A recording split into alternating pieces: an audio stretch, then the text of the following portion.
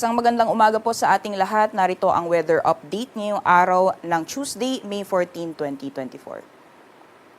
Base po sa ating latest na satellite image, meron po tayong namamataan ng mga kaulapan na nakakaapekto sa ilang bahagi ng ating bansa. Ngunit kung makikita po natin sa satellite image yung mga kaulapan na nakakaapekto dito sa may Central Luzon, Southern Luzon, pati na rin sa may western sections ng Mindanao ay papanipis na. Ibig sabihin lamang po nito ay hindi natatagal maghapon yung mga pag-ulan sa mga nabanggit na lugar. Meanwhile, kung makikita din po natin, meron po tayong frontal system na nakakaapekto sa may extreme northern Luzon area. So, posible po itong magdala ng mga kalat-kalat mga pag-ulan dyan sa may Batanes and Cagayan, particularly yung northeastern portion ng Cagayan area. Sa ngayon po, easterlies pa rin yung patuloy na nakakaapekto sa malaking bahagi ng ating bansa. Kaya asahan pa rin po natin magpapatuloy yung mainit na panahon sa malaking bahagi ng ating kapuluan at mataas lamang po yung mga tsansa na makakaranas tayo ng mga isolated thunderstorms lalong-lalo na sa hapon o sa gabi. Sa ngayon din po, wala tayong minomonitor na low pressure area o bagyo sa loob at labas ng ating Philippine Area of Responsibility. Kaya asahan po natin hanggang sa masusunod na araw ay magpapatuloy pa rin yung mainit at malinsang panahon sa malaking bahagi ng ating bansa.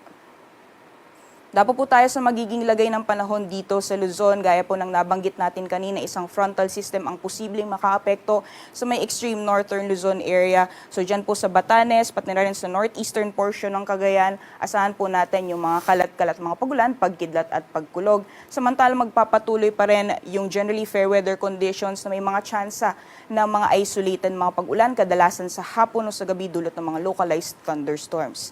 Asahan din po natin magpapatuloy pa rin yung matataas ng mga maximum temperatures, lalong-lalo na dito sa Tuguegarao na posibleng umabot ng 36 degrees Celsius. Yung agwat naman ng temperatura para sa lawag maglalaro mula 26 hanggang 34 degrees Celsius, 18 to 24 para sa Baguio, 25 to 35 for Metro Manila, 24 to 32 sa Tagaytay, at maximum temperatures naman sa Legazpi posibleng umabot ng 34 degrees Celsius. Gayon din, inaasahan natin magiging lagay ng panahon sa nalalabing bahagi ng ating bansa. Mataas lamang po yung mga tsansa ng mga localized thunderstorms o mga isolated thunderstorms sa Palawan, pati na rin sa may Mindanao area. Ngunit asahan pa rin po natin magpapatuloy yung mainit na panahon lalong-lalo na pagdating ng tanghali.